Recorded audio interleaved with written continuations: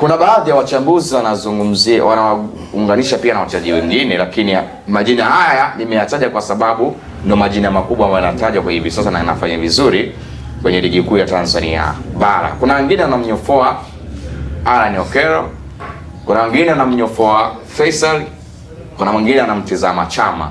Kwa upande wako natamani kwanza kujua hapo tuzo ya MVP kwa maana ya most valuable player huwa wanatazama vitu gani? Kuna criteria nyingi sana ambazo huwa zinatazamwa ili mchezaji atunikiwe tunzo ya mchezaji bora wa ligi ama kwa maana ya ligi ambayo anaicheza, ligi husika. Kuna criteria mbalimbali. Mfano, kuna criteria mbalimbali ambazo ziliwahi kuwatambulisha ma MVP katika ligi yetu.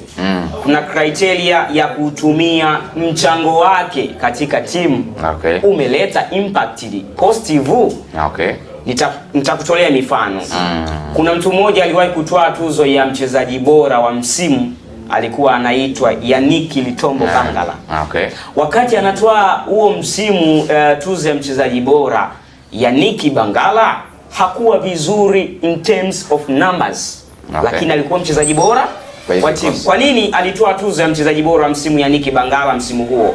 Walitazama uwepo wake uwanjani unaathiri vipi matokeo ya mchezo. Ndio maana tukashuhudia Yannick Bangala akitunukiwa tuzo hiyo.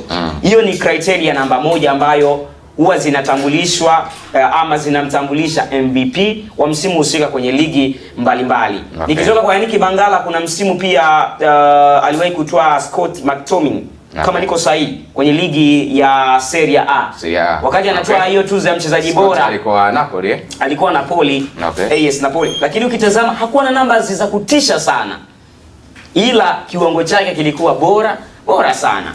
Hiyo ni sifa nyingine ambayo, ama ni mfano mwingine ambao nimeutoa. Sifa ya pili ya mchezaji bora ambayo huwa inatazamwa na wanaoendesha mashindano ni issue ya statistics. Hii ndio ina nguvu zaidi. Yaani namba zina nguvu zaidi, na namba zipo za aina mbili.